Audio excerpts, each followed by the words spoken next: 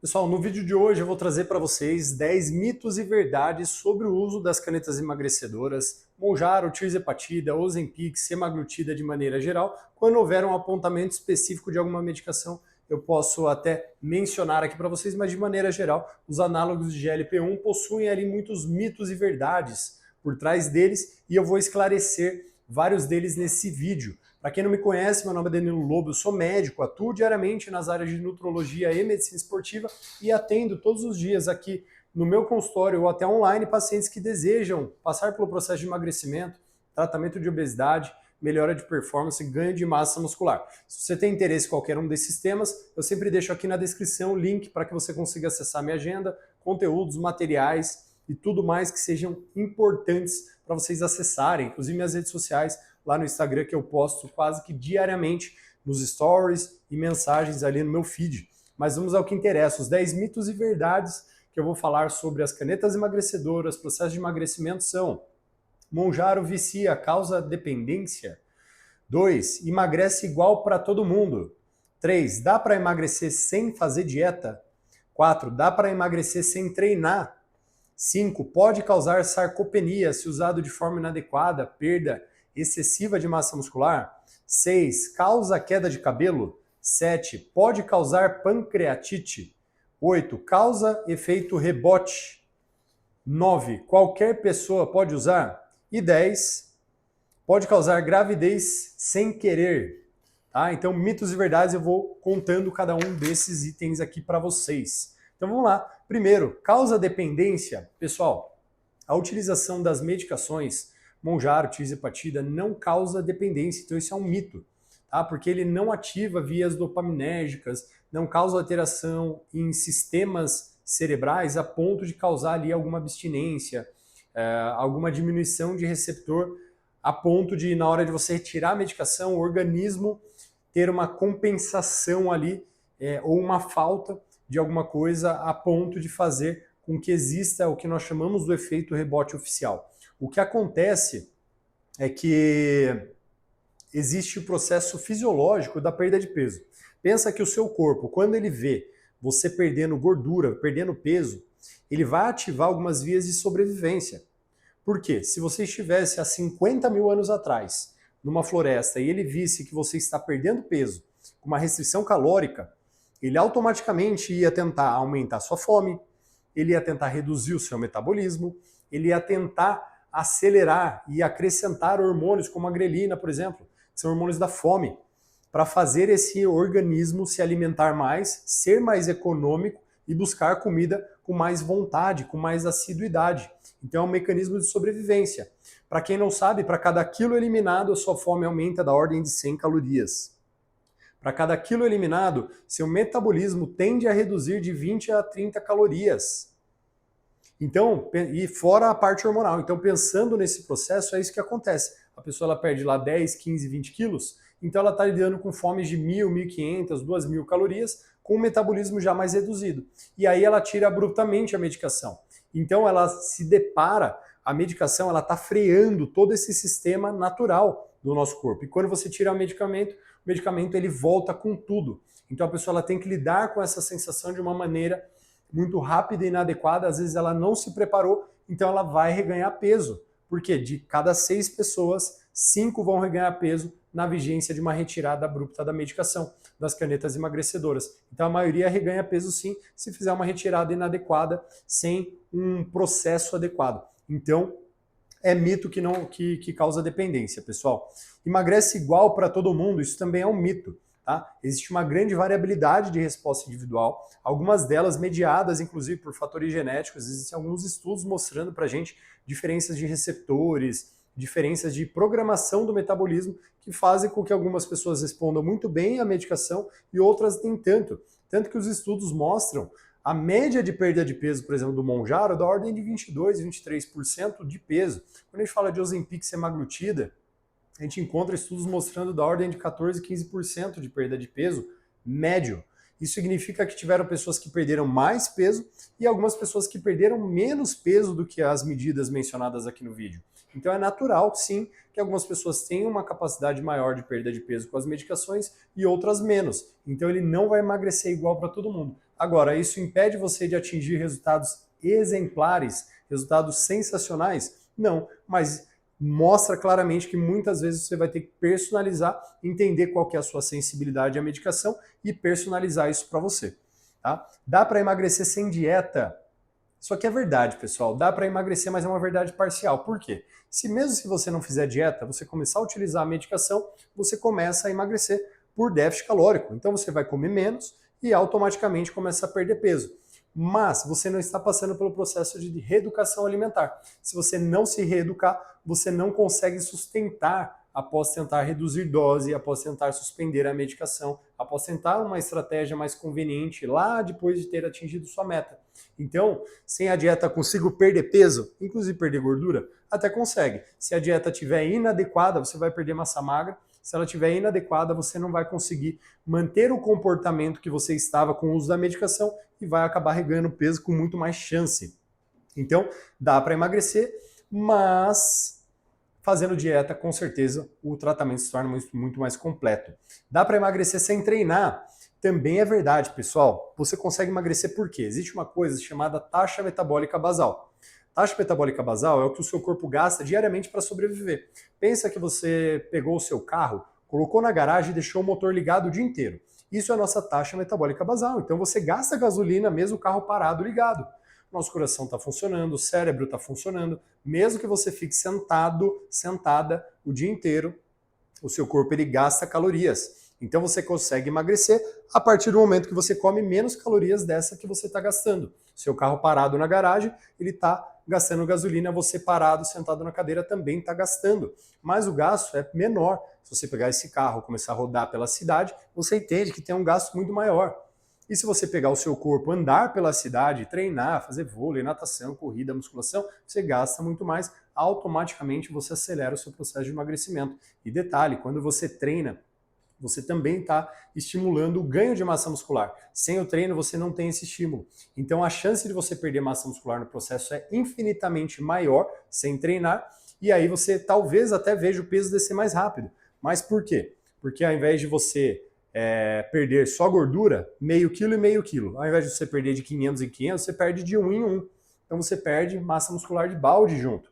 Parece que acelera, você tem a sensação de um emagrecimento mais acelerado, mas no final você não está vendo o que está acontecendo e aí você pode perder massa muscular. Até por conta disso, pessoal, tem uma calculadora no link aqui embaixo, vocês conseguem acessar, que ela se chama Trampolim. Nela você consegue inserir os seus dados, determinar seu percentual de gordura, percentual de massa magra, acompanhar o seu processo de emagrecimento, entendendo com os seus dados pessoais se você está perdendo gordura, massa magra, como está indo o seu processo. Então, se você tiver interesse, clica aqui embaixo que você consegue acessar essa calculadora agora e já começar a utilizar, colocar até os dados anteriores se você tiver anotado esses dados, tá? Então, dá para emagrecer sem treinar? Dá, mas vocês sabem que é muito perigoso, né? Para a saúde é horrível e a chance de reganho de peso lá na frente é enorme, se não quase certa. É quase garantido que você vai ganhar peso se você não treinar durante o processo. Pode causar sarcopenia se usado de forma inadequada, pessoal? Verdade. Para quem não sabe, sarcopenia é uma perda agressiva de massa muscular. Se você pegar indivíduos, por exemplo, mulheres na menopausa, você pegar homens já em idade mais avançada, mulheres em idade mais avançada, ou seja, os 50, 55 mais, que a gente já começa um processo mais agudo de perda de massa magra, de massa muscular. Lembrando que a partir dos 35, 40 anos a gente já observa isso em todos os indivíduos, pessoal. A parte metabólica já começa pequenas alterações, você já começa a perder massa muscular devagarzinho. Mas quando a gente começa a chegar nessas idades, 55, 60 anos, 70 anos de idade, a gente observa normalmente já uma redução importante de massa muscular e também de massa óssea. Então, indivíduos que, sem medir como é que ele está metabolicamente, sem medir como essa pessoa está do ponto de vista de composição corporal, às vezes com uma densitometria óssea, né? Fazendo um exame de imagem ali mais importante para a gente determinar a quantidade de massa muscular, e eu começar a utilizar essa medicação sem entender sobre proteína, sobre dieta, sem treinar adequadamente, doses grandes, fazendo tudo errado, essa pessoa pode perder muita massa muscular e se tornar, inclusive, uma doença da baixa quantidade de massa muscular. Então é importante, pessoal, vocês tomarem muito cuidado. Logicamente que eu estou falando de pessoas com 50, 60 anos de idade ou mais, mas se você for jovem e tiver já uma condição de baixa quantidade de massa muscular, isso pode acontecer.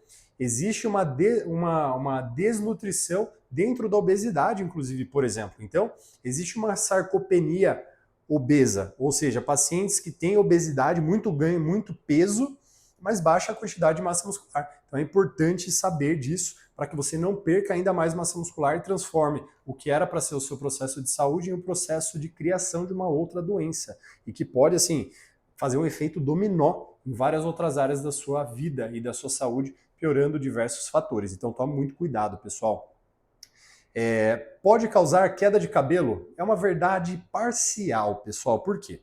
Não existe nenhum estudo correlacionando diretamente a molécula do Mounjaro, do Ozempic, indo lá no seu folículo capilar e derrubando esse folículo. O que a gente observou foi que existe, por exemplo, comparado a placebo, um aumento de 5, 6% a mais de relato de pacientes com uma queda de cabelo um pouquinho maior. Mas isso se entendeu, se inferiu, que era por conta de desencadear o que nós chamamos de eflúvio telógeno, que seria um processo de queda de cabelo fisiológico que acontece anualmente em todas as pessoas. Então a gente tem essa renovação capilar, essa renovação dos folículos, mas que diante da utilização da medicação, diante do déficit calórico, isso pode desencadear esse processo em algumas pessoas que têm uma predisposição já um pouquinho maior e acelerar esse processo, mas que a partir do momento que você ajusta a dose, controla e garante que as vitaminas são adequadas, garante que isso não é uma causa hormonal, garante que exclui as outras causas, normalmente o paciente que controla a dose, espera ali alguns meses, vai ajustando isso, ele vê que, na verdade, aquilo foi realmente pontual, desencadeado por um eflúvio telógeno. Obviamente que as evidências podem mudar, isso é uma evidência atual que eu estou trazendo para vocês, mas na prática clínica é o que a gente tem observado também. A perda de peso é muito parecida com a do paciente bariátrico. Então o paciente bariátrico não estava usando nenhuma molécula de nada, ele simplesmente cortou o estômago dele pela metade. E ele também começa a ter queda de cabelo, alguns eflúvio telógeno também, por conta da restrição calórica. Então, isso é o que mais tem plausibilidade biológica para nós hoje, não que necessariamente vá lá no folículo e cause essa queda de cabelo. Obviamente que pode ter algumas pessoas que não foram estudadas, mas são casos mais raros, são casos mais selecionados. Então, sempre acompanhe com o seu médico e sempre que preciso, chame a dermatologista especialista em cabelo para que você consiga garantir que esse processo não está acontecendo, mas de maneira geral não é o clássico, então eu considero isso um mito, tá, pessoal? Uma vez que você faz o processo de maneira adequada, bem alimentado, com vitaminas, reposição, garantindo a parte hormonal, tireoide, outras causas que poderiam causar queda de cabelo, ou você tem já uma alopecia androgenética, por genética mesmo, já tem um fator genético ali já de uma queda de cabelo mais importante, isso pode aumentar o eflúvio telógeno e você ter uma percepção ainda maior dessa queda de cabelo. Então, personalizem isso para que vocês garantam que você não vai sofrer dessa questão.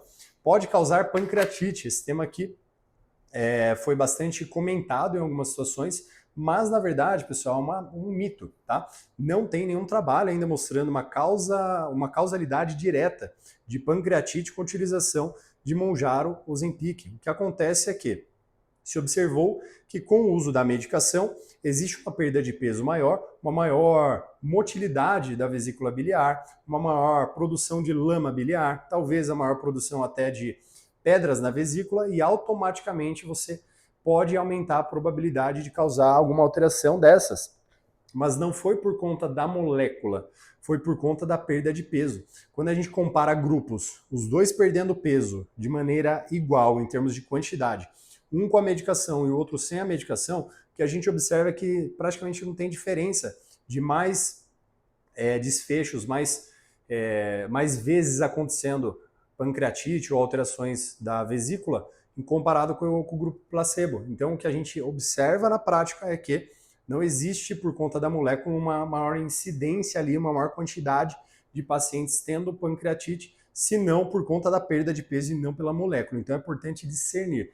Então não vai acontecer uma maior quantidade? A gente observa sim. O emagrecimento, a perda de peso em grande quantidade pode desencadear sim mais eventos de pancreatite causados ali relacionados com a vesícula biliar, pessoal. Então preste atenção nisso. É uma diferença sutil, mas não é pela molécula, para você não ficar com medo assim, se eu usar eu vou ter, porque a medicação está me fazendo isso aqui. Não, a medicação me faz perder peso, a perda de peso acelerada pode aumentar a chance de eu ter pedras na vesícula e causar consequências ali e até uma pancreatite, por exemplo, mas uma vez que você vai monitorando isso e acompanhando com o médico, ele vai orientando você em relação a isso, fazendo exames adequados, pedindo ultrassom, exames de sangue e tudo mais, monitorando adequadamente para que você não precise se preocupar em relação a isso e se acontecer, você conseguir agir rapidamente e já resolver esse problema, que se solucionado de maneira antecipada, é um problema relativamente simples de fazer, mas que se não solucionado, pode causar sim um problemão. Então, de maneira geral, é um efeito indireto da perda de peso acelerada e não uma agressão direta do fármaco ao pâncreas, tá? Então é isso que acontece. Ele causa efeito rebote? Mito, a gente já falou lá, né, que é vicia e efeito rebote. Então a gente já falou no primeiro item praticamente a mesma coisa, né? Ele não vai viciar, então assim, não é que você tire e você quer a medicação, então ele não causa isso, e ele também não causa o efeito rebote orgânico pela medicação de receptor e coisas assim. O que acontece é o processo fisiológico de aumento de fome, redução metabólica, que na vigência de uma retirada da medicação, o paciente vai ter um reganho de peso se ele não tiver uma estrutura, se ele não tiver uma estratégia desenhada para ele conseguir passar por essa etapa. Tá? Qualquer pessoa pode usar. Mito, pessoal, existem contraindicações formais na bula que eu vou ler aqui para vocês. Contraindicações absolutas. Histórico pessoal e familiar de carcinoma medular de tireoide, NEM 2A e 2B, gestação e amamentação e hipersensibilidade aos fármacos, tá? Baixa massa muscular e sarcopenia pré-existente também é uma contraindicação parcial, então você precisa verificar mais essa história de carcinoma medular de tireoide e a questão da gravidez o NEM1, NEM 2A e 2B, aliás, são alterações raras, confesso, né? O carcinoma e a alteração do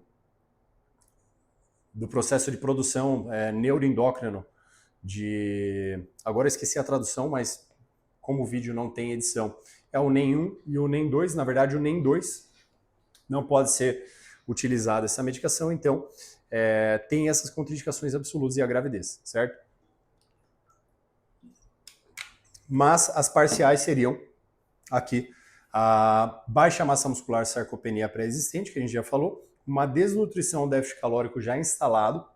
Mesmo diante de uma obesidade, a gente pode ter sim um processo de desnutrição, principalmente no que tange a vitaminas, e uso concomitante com medicações de absorção que, por exemplo, anticoncepcionais, anticoagulantes. Existem algumas medicações que para algumas pessoas, medicamentos de tireoide, que para algumas pessoas você pode atrasar a absorção dessa medicação. Então você precisa de estratégia para conseguir fazer uma absorção adequada e não acabar utilizando a medicação, achando que está usando, mas com uma absorção parcial, e isso automaticamente causar ali um prejuízo metabólico, prejuízo ou de outros tratamentos que você venha a fazer com a utilização concomitante das canetas emagrecedoras. Então é importante você sempre mencionar ao seu médico os tratamentos que você já vem realizando para entender se eles poderiam ser prejudicados de alguma maneira com a utilização e o atraso do esvaziamento gástrico causado pelas canetas emagrecedoras. E entra o item 10 também, que ele pode causar gravidez sem querer, né? Aquela história dos bebês Ozempic, bebê Mounjaro, coisas assim. Pessoal, isso é um mito, tá? Ele não pode causar gravidez. O que acontece é isso, uma absorção menor de anticoncepcionais orais para algumas pessoas, em algumas situações. Então, isso precisa ser conversado com o médico. E o que acontece também é que às vezes mulheres falam, nossa, mas estava tentando engravidar há tanto tempo. E aí eu comecei a utilizar a medicação e engravidei. O que acontece? Você tem uma melhora metabólica.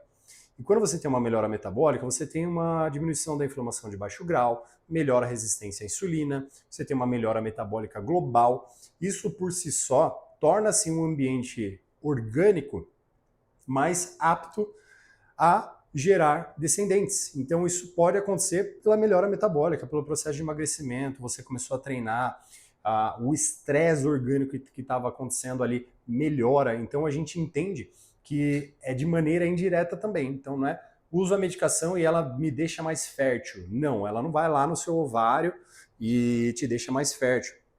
O que acontece é uma melhora metabólica e às vezes a paciente está utilizando anticoncepcional oral e tem uma absorção reduzida, então pode acabar causando esse tipo de alteração, tá? Então, é isso que acontece. Então, o Monjaro pode ser uma ferramenta poderosa, mas ferramenta boa nas mãos erradas ou sem direção também pode causar problemas, tá? Então, por isso o acompanhamento médico não é burocracia, pessoal, mas sim parte essencial do tratamento, tá? Não fujam de médico, passem no médico, conversem com eles sobre todos esses aspectos para que você faça um tratamento adequado. Combinado? Se eu te ajudei, se esse vídeo foi bacana, se inscreve aqui no canal, curte, comenta aqui embaixo qual outro mito que você gostaria de desvendar ou outra verdade que você gostaria de discutir. Para mim é muito importante esses comentários, é dali que eu tiro as minhas ideias de vídeos, vocês nutrindo as minhas ideias, eu trazendo vídeos com conteúdos importantes para vocês, para que a gente cresça junto, vocês consigam se cuidar cada vez mais e a gente alcance cada vez mais pessoas que estão utilizando essa medicação, estão fazendo o tratamento, precisam de mais informação, de mais profundidade e a gente consegue trazer isso através do canal. Certo, pessoal? Até a próxima.